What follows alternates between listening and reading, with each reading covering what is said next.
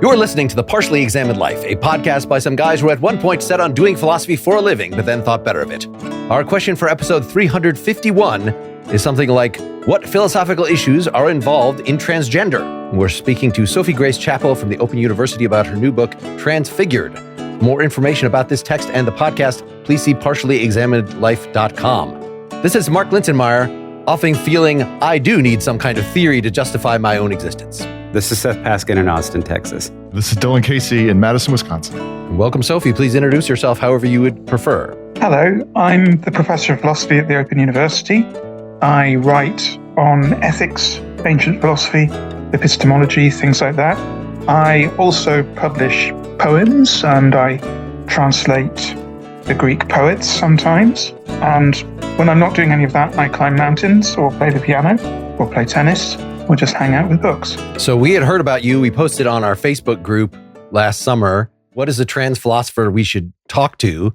What are the central books? Because it's such a novel field as far as philosophy goes. It's not like there's a Judith Butler who we had on the show, but her Gender Trouble is sort of like, okay, people read that, but there doesn't seem to be the equivalent. Is that right so far? Is there a building trans literature such that if you took a course that was covering equity of various sorts, that there would be like, oh, this is the philosophy book you would read? Or are you trying to write that right now? Is that? I hope I've written one of the things that people might refer to in writing Transfigured. There are a lot of books out there, a lot of them quite recent, as you say. So there are books like Gender Heretics. There's Sandis and Daniel Moyle's Sharrock volume that's just come out. And so, yeah, I think there is a growing literature. One of my own favorite reference points in the literature is actually quite an old book. It's Conundrum by Jan Morris, which is from way back, I think, 1973. So that's quite an old book. But it gives a description of what it's like to be trans that I think makes a lot of sense. I mean, of course, we can probably find phenomenology literature that goes quite a bit back. I was very excited once I was reading your book to talk to you because we've done a lot of Wittgenstein. In fact, we just did some Rorty, is the thing that we just read. And it seems like your views on transgender and gender ideology, quote unquote, are mostly sort of deflationary, pragmatic. We can agree on facts that there are some people who are born one gender who want to be the other gender. The fact that they want to be the other gender means that there is a specific thing, whether culturally constructed or, it just sort of doesn't matter what the origin is exactly, but that is desired. So it's not the Judith Butler thing or what is often imputed to her as we need to get rid of all gender norms. No, that would make it so it wouldn't even make sense to be transgender if there was just no gender anymore. But your idea of we can agree on these facts, is there a key philosophical issue? Because it seems like I actually pushed off on this podcast, even covering race for a while, because I just thought there's nothing philosophical there. Like, don't be a racist. You don't need a philosophy book.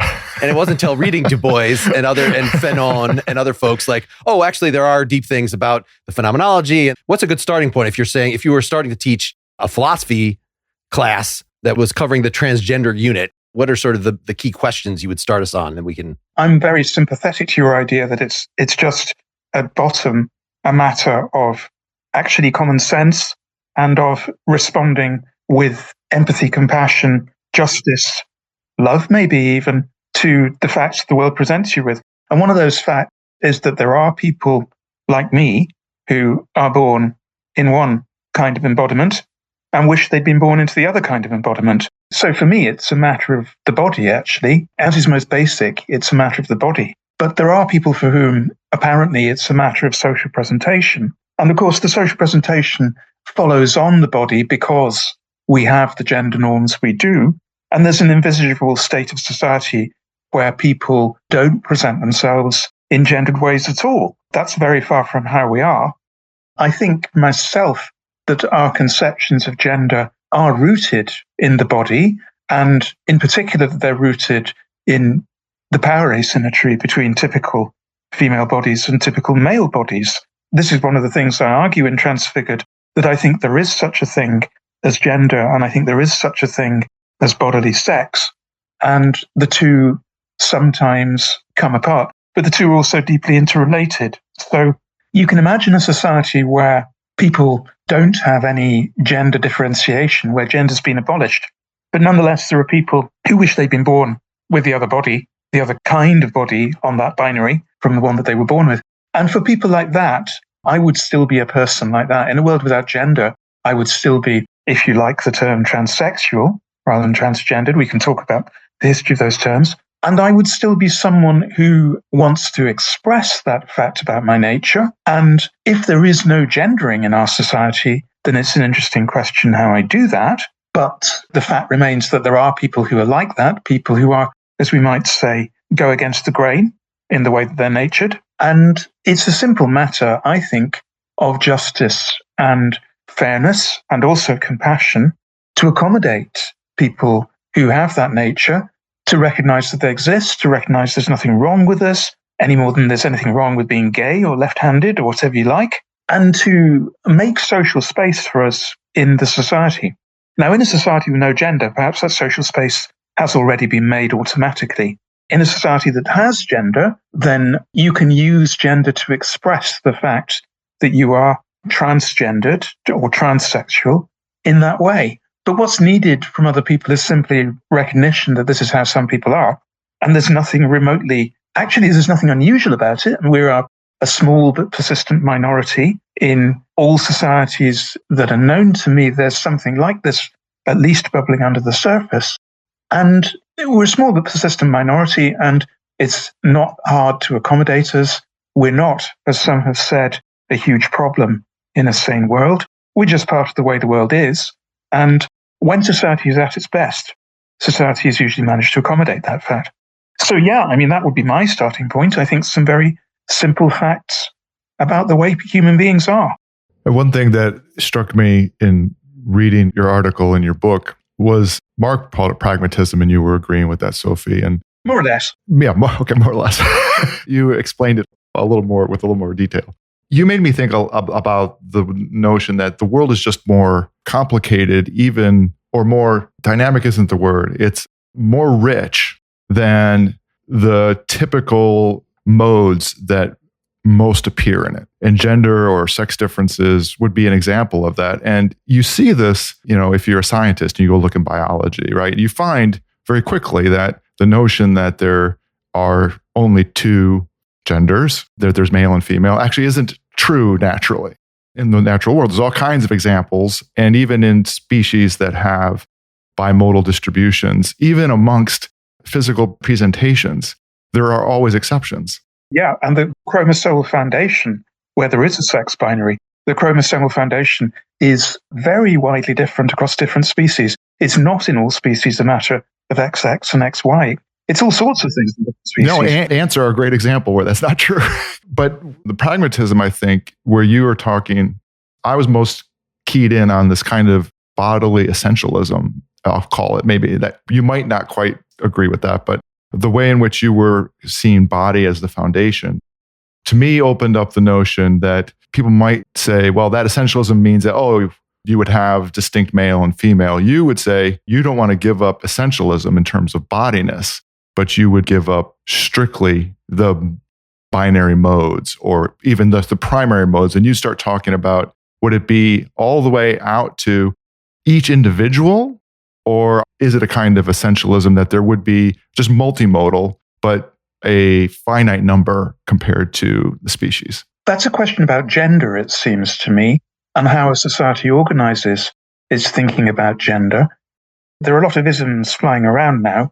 I'll just deal very quickly with a couple of them. So, essentialism is often taken to be a bad thing, particularly in feminist theory and in continental philosophy. And sometimes it is a bad thing, I think, because what can happen is that the conception of the species norm can be used to tyrannize people who deviate from that norm. And that certainly happens with trans people. It has happened historically with sexual orientation. It's happened with lots of things. So I'm an essentialist, if you like, in the sense that I certainly believe it's true that human beings are essentially embodied creatures. One ism that gets thrown at trans people and trans advocates is that we're supposed to be dualists and we're supposed not to care about the body. That's not true at all. Mm-hmm. I can't speak for all trans theorists, but that's certainly not my account. To me, the body matters enormously. My body is who I am. My body is what I am. But it's part of being the me I am in this body or as this body. It's part of being that me that I am I mean, I think a simple way of putting it is to say cross-wired. Some people are cross-wired, and I'm one of them. So that's essentialism. On pragmatism, well, I'm interested that I'm being compared to Rorty here, because in many ways I'm about as far from Rorty as one could get. I mean, I'm an objectivist about truth. I'm absolutely not a relativist. So I'm not a pragmatist in the Dewey, James, Rorty kind of sense. I'm more like a Platonist, actually. I'm definitely an absolutist about truth. But what I do think is useful, I mean, there's lots of useful things in a pragmatic framework, in a pragmatist framework. And one of them is this, the thought which a lot of philosophers have pursued and played with, the thought that it's not just given that we have the conceptual repertoire we do. And we might seek to alter that conceptual repertoire. We might seek to introduce new concepts, and we might seek to retire other concepts from our conceptual repertoire. This is sometimes called conceptual engineering. It's a very old idea. It's endemic to the feminist project that they want to change the way we think about what it is to be a man or a woman. Mm-hmm. It's endemic to that project that they want to introduce new concepts like, well, I mean, the concept of sexual harassment actually is a surprisingly recent one. And when you look at the 19th century, there's that famous picture, one of my favorite American pictures, of the young lady on the train in America with a man leaning over from her from behind. And she's minding her own business. She's looking at her hands. And she's clearly wishing that he would go away. Everyone else in the carriage is just letting this happen. That picture might itself be an instance of conceptual engineering, because it might be a picture that began to teach people the concept of sexual harassment, which we're very keen on now, and quite rightly, it's a very important concept. But to her, that concept, to the lady in that picture, Mm-hmm. and to the man in that picture, the concept of sexual harassment was, I think, not there at all. Or if it was quite different from what we've got. The idea that a solitary woman would not expect to have men approach her and bother her, that idea was just missing in that society. Unfortunately, it's not missing in ours. Fortunately, we have that concept. And a good thing too, the concept of rape is actually another perhaps more distressing example of the same thing. I mean, the concept of rape has now been moved away from a conception that once held, disastrously, which included the thought, which judges and jurists was regularly reinforced, the thought that there was no such thing as marital rape. Mm-hmm. And now there is such a thing as marital rape. Our concepts have changed, and a good thing too. But you see, I'm unlike Rorty in saying that that's not just a relative change. I think that's moral progress. I think it's good that we have a conception of marital rape, and disastrous if we don't. And likewise with sexual harassment. So we can change our concepts. We can change the way we think about genders. And famously, there are societies where, some Native American societies have this idea that some people are, they're spirit gender, they're a third gender, they don't fit the normal male-female divide. And there's lots of changes that we can make to our conceptual repertoire. And it's a pragmatist idea that you can fix your concepts in that kind of way. But I'm not going with the relativism that often happens here. Sure. Yeah. That particular part of your book resonated very distinctly with me, and I'm sure with the rest of us, because we've had that conversation numerous times, particularly around science. Like, how do scientific conceptual schemes evolve? And so the notion of progressive, if you will, against, let's call it an objective standard, if not a transcendent standard, is, I think, unobjectionable, at least amongst this crowd. Let me dig out a little bit more, just to put the cat among the pigeons, the kind of objectivism that I'm into. I'm a bit like Nussbaum. I'm a sort of neo-Aristotelian-ish kind of thinker. I think that humans, by nature, have probably an indefinite array of basic capacities, but some of them are very obvious and very clear in trans-societal studies. So moral progress means enabling each and every member of the human community to have equal and maximal access to as much capacity fulfilling potential as any other. That's what moral progress is. And oppression is the opposite of that. It's when only a few people are allowed to exercise their powers, or, as is actually much more probable, when everybody is denied the opportunity to exercise their full powers. Because, as the slogan goes, if any of us is unfree, then all of us are unfree. I think there's a deep truth buried there. I'm waving the banner for moral objectivism today. I'm very happy to do that. Sure. I don't want us to get caught up on defending Rorty or anything like that, but he was very explicitly for not characterizing it as objectivism, but the idea of moral progress. It's just that we don't need to refer to a transcendent standard. It is not helpful to have the idea of something that we're shooting for that we can't actually imagine, some ideal, that it's much better to just say, to affirm with, he picked on Mill in particular, the idea of a plurality, romantic polytheism, he calls it in this book that we read, that there are many different sort of like the move from Aristotelian virtue ethics to Nietzschean virtue ethics, become who you are. And that might not be the same thing for every single person. And so, promoting democracy and things means giving individuals ways to flourish in ways that make sense to them. Absolutely. I'm right on board for all of that. I think sometimes, the thing that Rorty is against, the Platonism that Rorty doesn't believe in, is a Platonism I don't believe in either. And yet I'm a Platonist, I'd say. So I'm a trans liberationist because I'm an everyone liberationist. Everyone should have the same chances in life to fulfill their nature and to be who they are, including trans people. And so if there's a transcendent absolute here, for me, it's human nature. It's what we are and what we can be. So Mark mentioned, you referenced Wittgenstein a couple of times. You also talk about Nagel. I really enjoyed that section because I just loved that essay. But ultimately, of the group here, I'm the continental guy, if you want. And, there's a distinctly phenomenological way of taking what you're talking about. I mean, think Heideggerian, but also very much Merleau-Ponty, where, we could recast essentialism as just straight up phenomenological inquiry and taking it from the respect of your particular experience. And I wanted to just return to that for a second because your book you make a point of saying this is autobiographical, but it's not autobiographical in the sense of being so much a narrative of like chronological narrative as it is sort of an experiential narrative in some respects. And I just wanted to get back to that notion of if somebody said, what is it like to have the raw experience of recognition that your embodiment is not comfortable, not the same as other people's?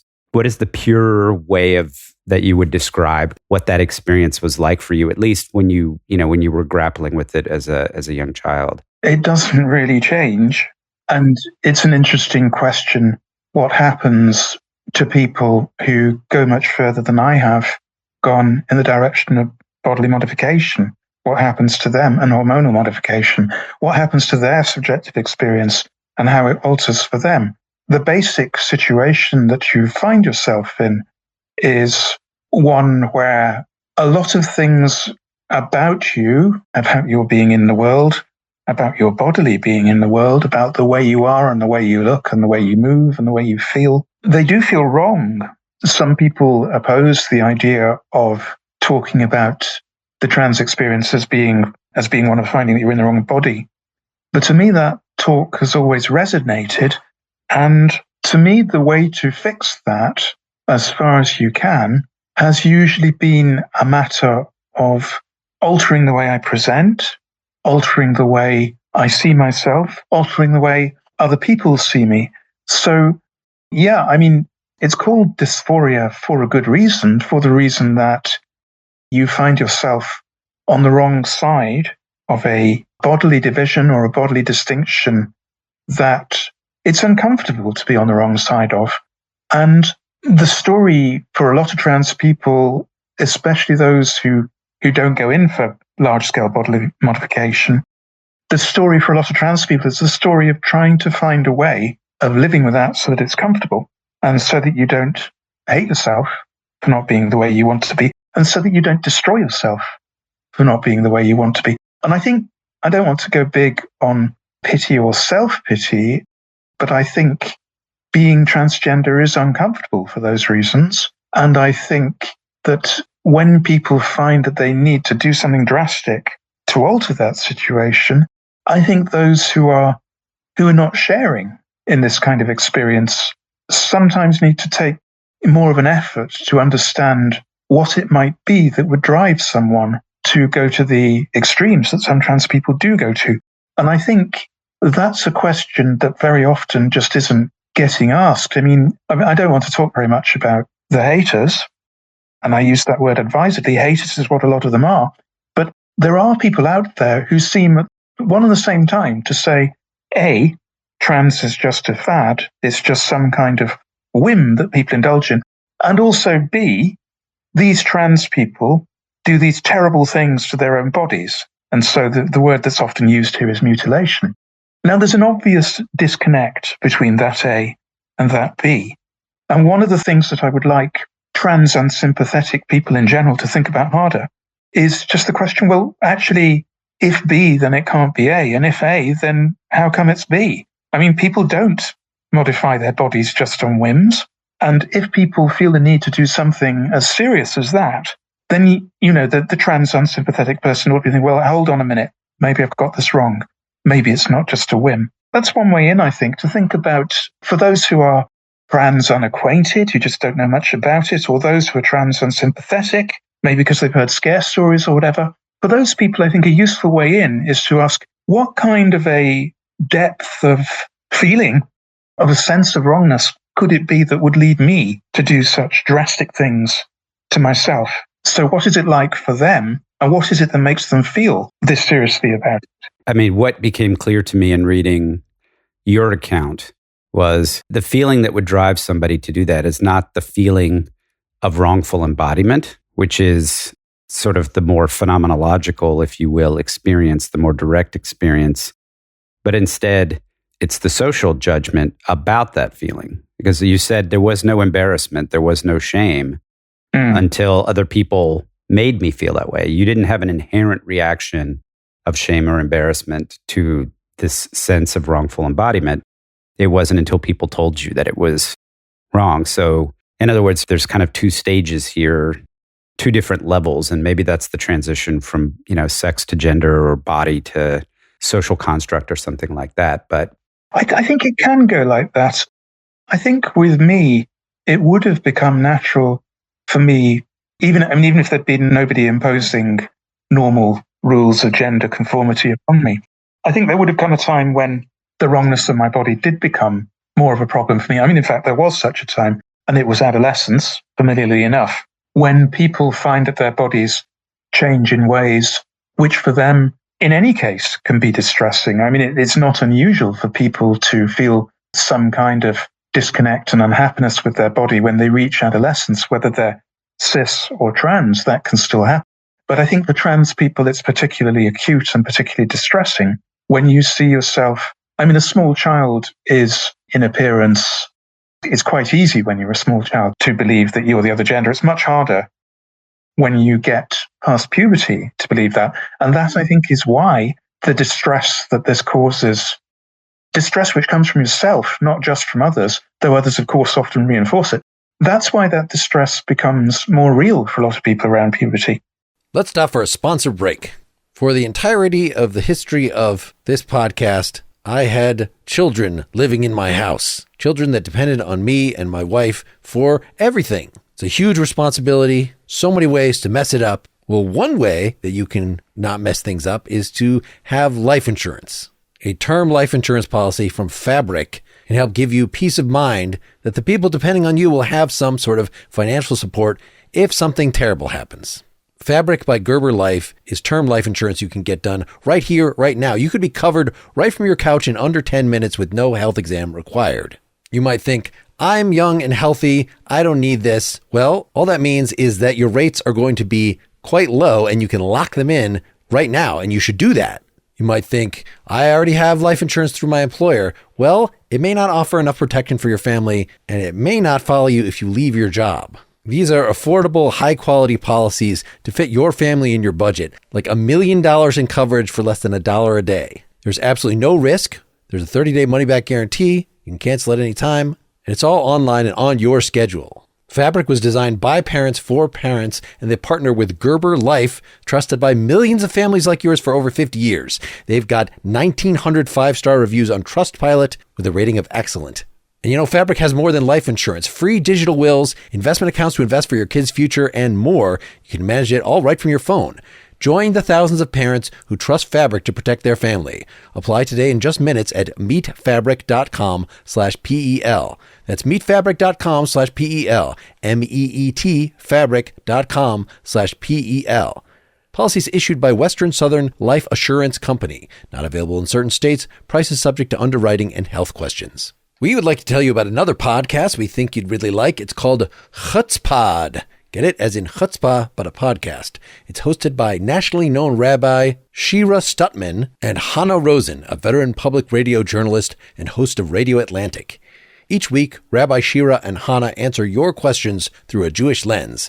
Is it okay to spoil your grandchildren? What do you do when your family is fighting about Israel? Are thruples kosher? Get the answers to those questions and more on Chutzpah. Real life lived better. This way of talking about things and what your exchange with Seth reminded me of a comment that you made. I think it's in the essay that I read, but might also be in the book. This is Trans Without the Gender. I had referred them folks to that one. And you are responding in part to another person, Rick Rowland. Rachel Koska-Rowland, yeah.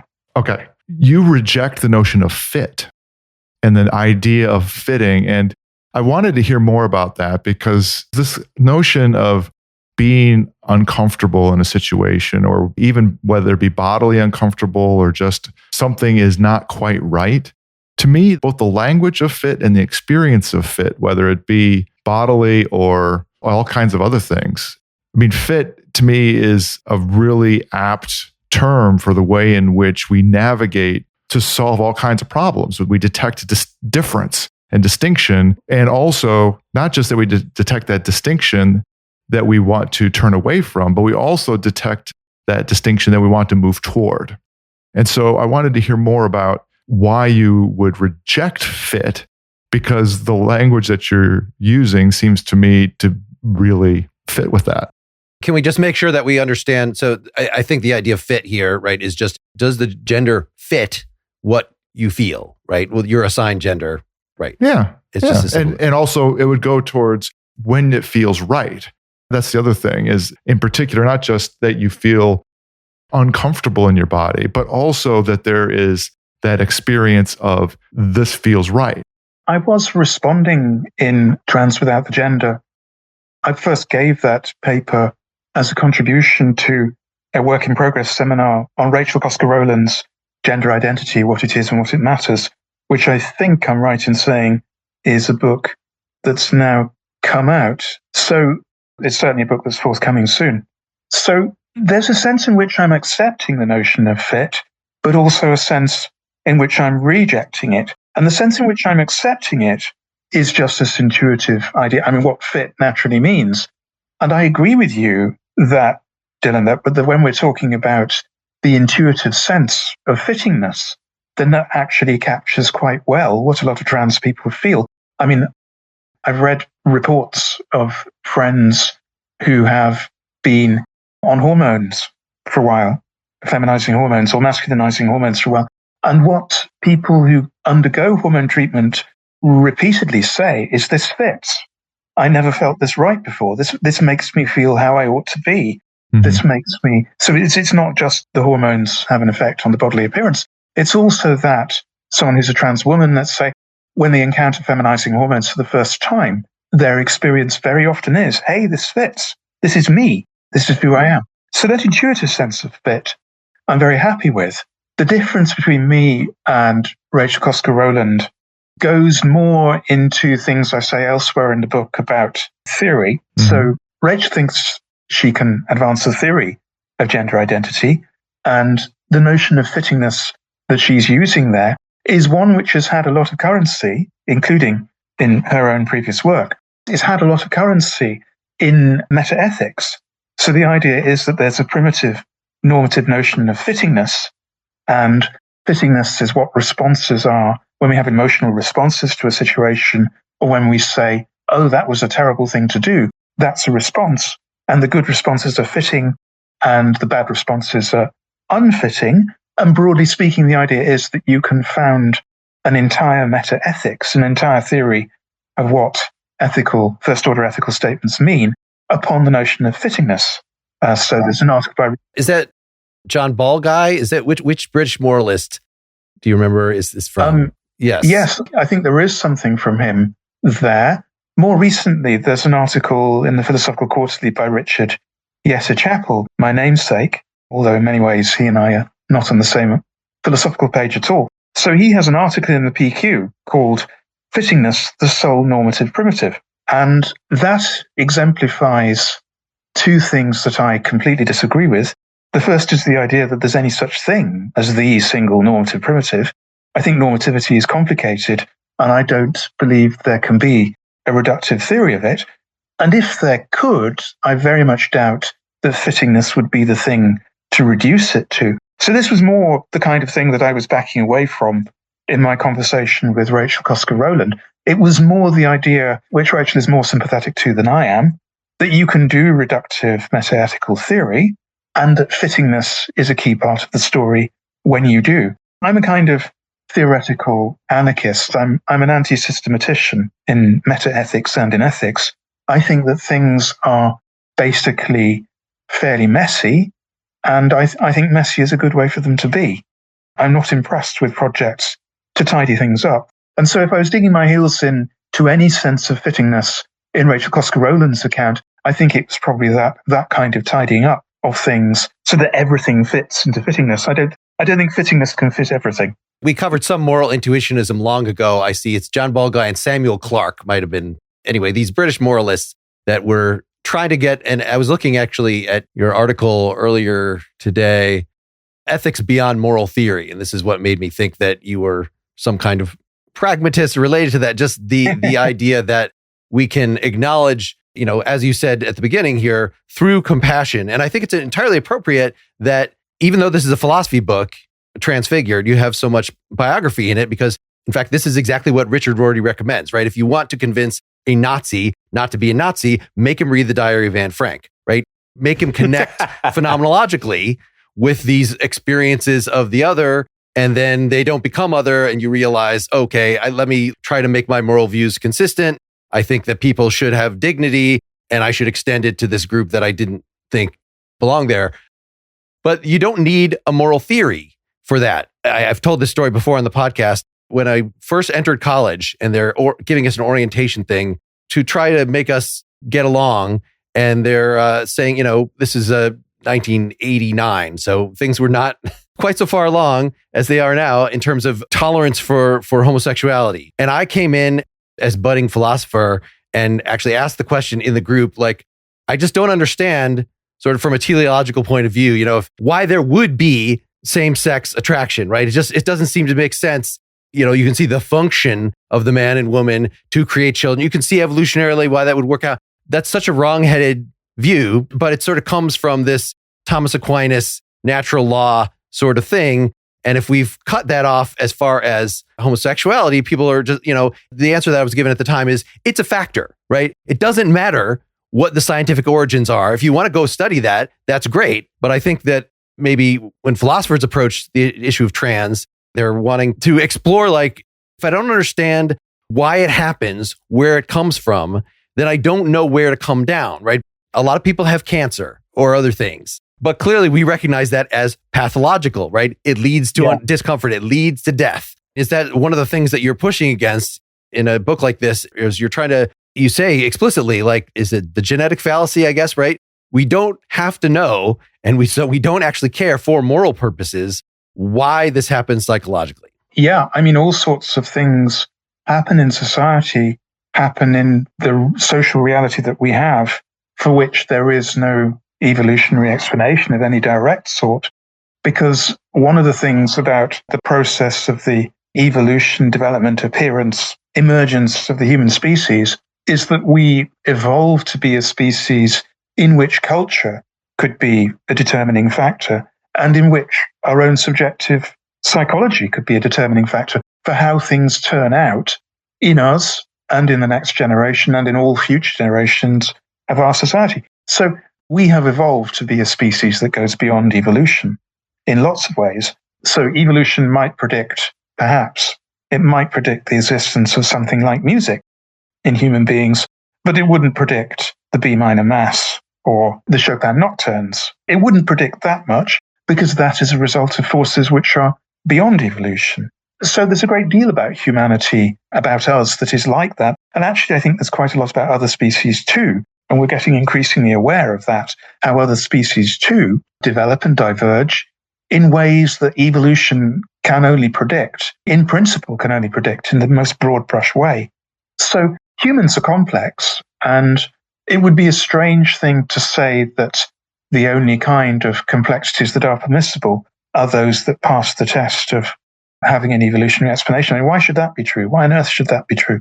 And yet that thought turns up in some bizarre contexts, particularly bizarre when it turns up alongside creationism or something close to it, particularly bizarre when it turns up within a new natural law framework where people who are perfectly happy with the existence of monks and nuns and vows of celibacy and eunuchs in the Bible and so on and so forth, and also, of course, of multi-polyamorists like King David and King Solomon.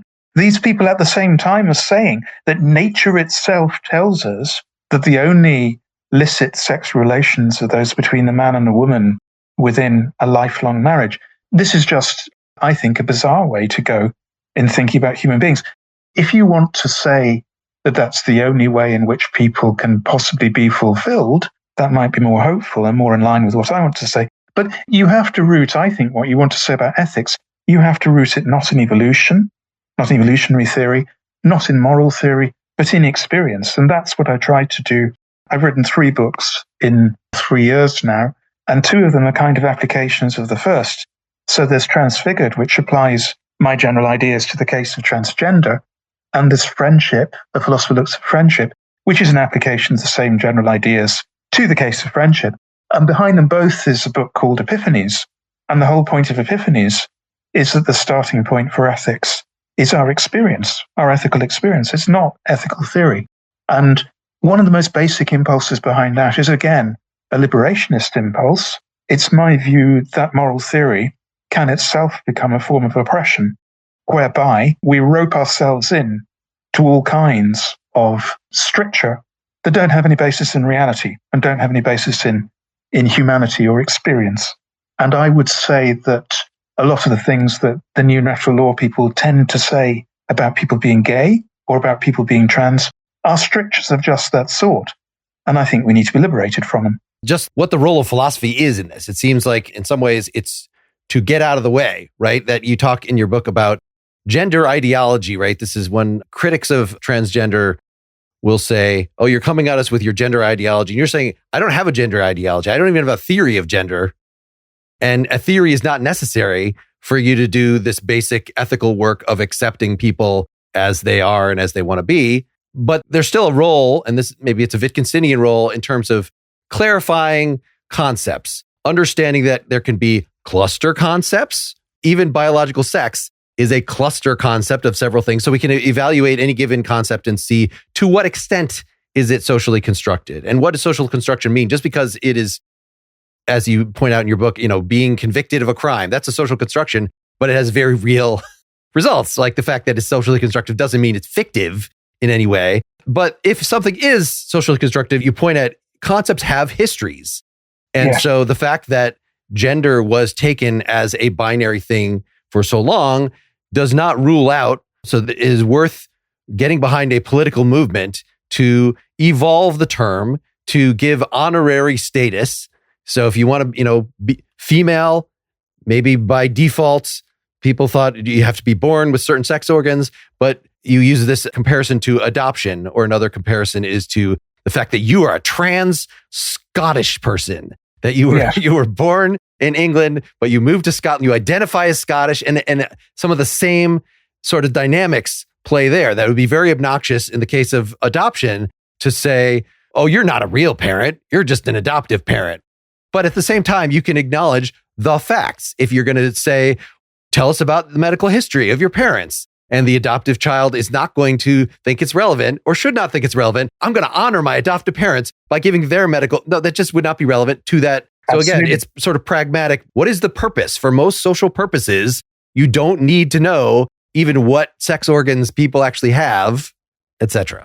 Yeah, that's right. And so you mentioned Wittgenstein, and I'm perfectly happy with that. I'm very happy to be thought of as a Wittgensteinian philosopher, and in many ways I am. I have things not in common with Wittgenstein. And again, the fact that I'm a moral realist and something of an Aristotelian is very un-Wittgensteinian, I guess. But there's a lot I take from Wittgenstein and also a lot I take from Nietzsche. I mean, I'm even further from Nietzsche on the whole than I am from Wittgenstein. But what I think Nietzsche shows us how to do, and I think it's crucial work, is genealogy, the genealogy of concepts. And when we understand where our concepts are coming from, that puts us in a better position to understand that the way our concepts are set up is not inevitable, is not the only way our concepts could possibly be. And that's why in Transfigured, I try and turn the guns right around when I'm accused of having a trans ideology. I want to turn the guns right around and point them at the people who are leveling this accusation, because they're the ones who are saying that there's only one way our gender concepts can be, that there's only one way that we can think about trans people. We have to think of them as exceptions or weirdos or sick in some way or delusional or outside the main frame of society, definitely not normal. We don't have to think of them that way at all. And the concepts that say that we have to are themselves an ideology in Marx's sense, in the bad sense, in the sense of a system of ideas which is used to oppress. And here too, I want to use something like Nietzschean genealogy for the same kind of purposes as Nietzsche professes to be following, namely the purposes of human liberation, except that unlike Nietzsche, I'm a realist and an egalitarian, and I think liberation is for everybody, not just for the Napoleons amongst us. You brought up this notion, Mark, just a second ago of the cluster definition of both sex and gender have. Yeah, that was the question. Sophie, how would you, this is the, I guess, one of the most obviously straightforward philosophical sections of the book, where you say, okay, well, let's talk about what it would mean to say that you're female. Well, you actually make the distinction between, what is it, femininity and femaleness. Yeah. And femaleness, yeah. But you kind of say, okay, well, here's 7 different things you might mean, but none of them seems to be sufficient. There could be multiple ways in which you want to tell us a little bit about that? Yeah, sure. So I talk about feminine, female, woman, female. In this section of memoir, it's section 118. And I distinguish 8 criteria, which you might use to capture the concept woman. And they are being assigned female at birth, having XX chromosomes, having a female phenotype and anatomy, playing a characteristically female reproductive role, having an endocrine system full of female hormones, being routinely identified and accepted by others as female, being socialized as female, and considering oneself female. So that's 8 different criteria. And there might be others. Now, for most people, most of the time, those line up, giving us a large set of cases where there's some problematic that someone is female and a woman. But there are cases where these criteria come apart. And when they do come apart, interestingly, the people who call themselves gender critical, they've changed their tune on this because, as far as I can see, because they used to say, yes, of course, female is a cluster concept. And now a lot of them, particularly in the row over Imam Khalif, for example, have been insisting solely on a chromosomatic criterion of sex. They've said various things, but they've come pretty close to saying that Imam Khalif must be a man because she has XY chromosomes. And there's been a lot of, I think, extremely unseemly, cruel, and nasty abuse of Imam Khalif on those grounds. But it's obvious that there are cases where these criteria can come apart, and it begins to look more like a matter of majority voting, whether someone counts as a female by these criteria or male by a corresponding set of criteria. So actually, when someone asks you, as people often do, in that aggressive button-holding way of theirs, how do you define a woman? It's a standard question on Twitter. I gather. I'm not on Twitter anymore. Well, the answer to that, I think, is to say adult human female. If you like, that's broadly correct. There might be problems about the human bit of that because, after all, there might be Mars women. And if there are Mars women, then they're adult females, but they're not humans. But broadly speaking, adult human female is going to be bad. But, before the trans exclusionaries rush off, pumping the air and proclaiming victory, I have a follow-up question. And the follow-up question is, and how do you define female? What do you mean by female? And I think a good answer to that is given by saying it's a cluster concept. And here are the 8, maybe more, maybe fewer. Here are the 8 criteria that determine whether someone fits that. But now, as soon as we admit that being female is that messy. Just in humans, as we said before, in other species, you've got different chromosomatic basis. So the story is different again. Just in humans, being female is not actually a very tidy category, nor is being male. Of course, the cases where these 8 criteria come apart are unusual. Sure they are. But the original claim was supposed to be that it's absolutely cut and dried. It's completely black and white. There's no grey about it. There's all sorts of grey about it. And one consequence of taking a cluster concept, as I remark in the book in that section, is that as time, it becomes a scientific question whether it's possible to alter someone's body so that they come to fit more of these criteria than they did before. And then it becomes a scientific question, an open scientific question, an empirical question, whether it's possible for you to change the sex that you were assigned at birth. And with enough scientific progress, even a hardcore trans-exclusionary person ought to be admitting that you can change the sex you were assigned at birth, because you can get a different bodily phenotype, you can certainly get different hormones, maybe you can even get different chromosomes, who knows?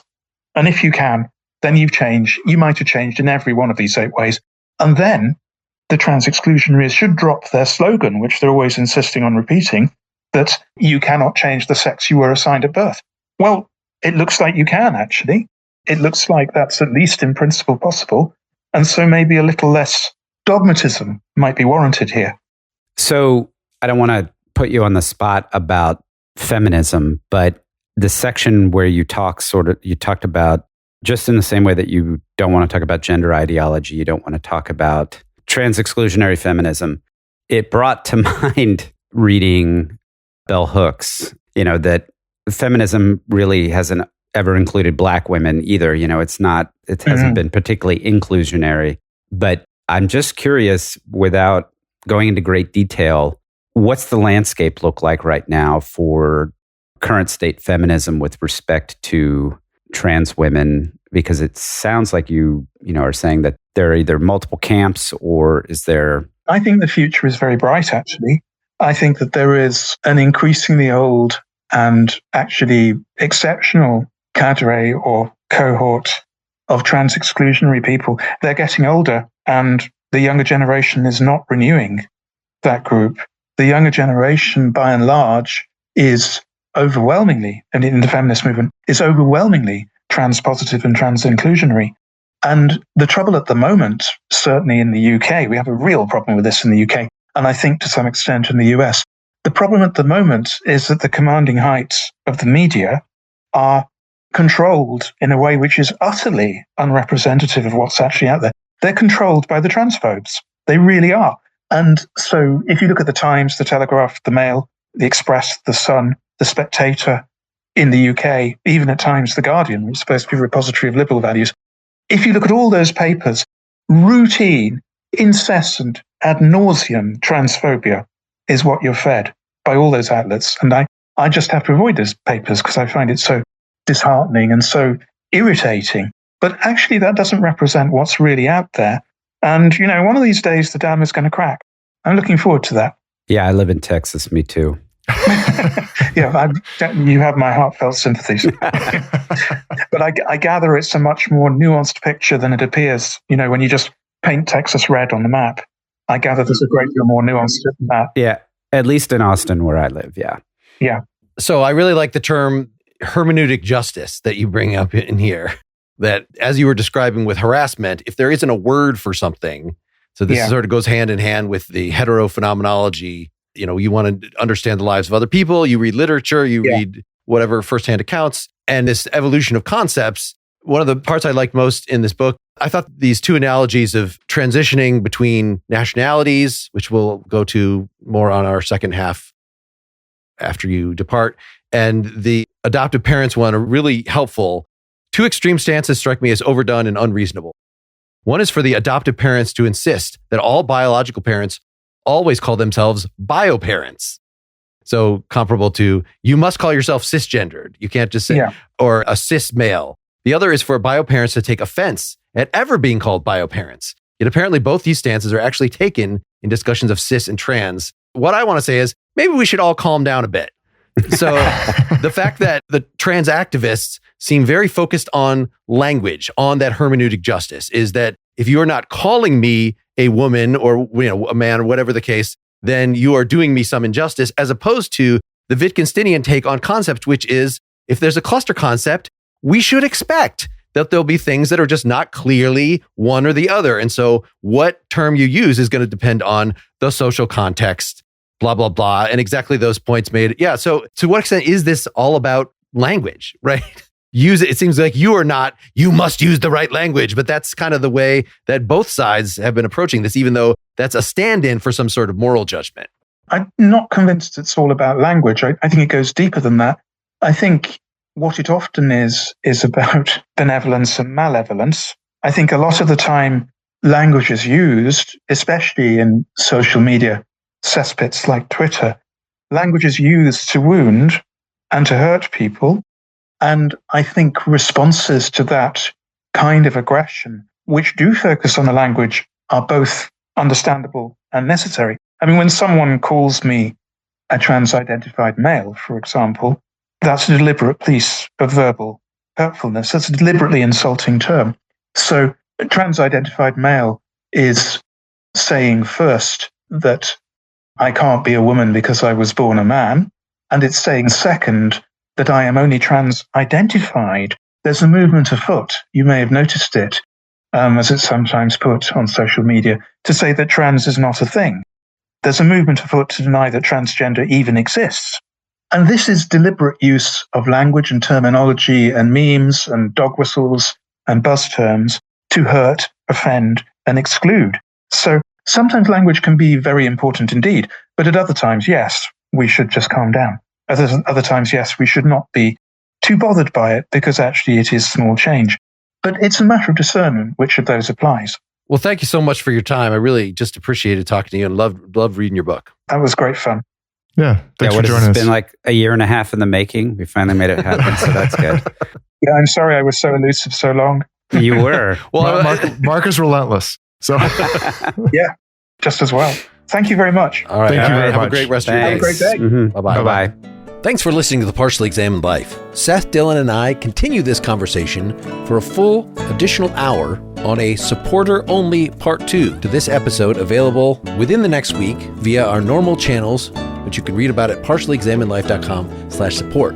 Note that Patreon now supports us selling some files individually through their site, so if you don't want to become a recurring supporter and just want to hear the three of us get further into these issues, I will make that available for individual sale. That's patreon.com/partiallyexaminedlife. Next week in this public feed, you'll hear the beginning of our coverage of Thomas Reid's epistemology. He's a figure between Hume and Kant. Super interesting, and Wes will be back for that. We'll catch you all there.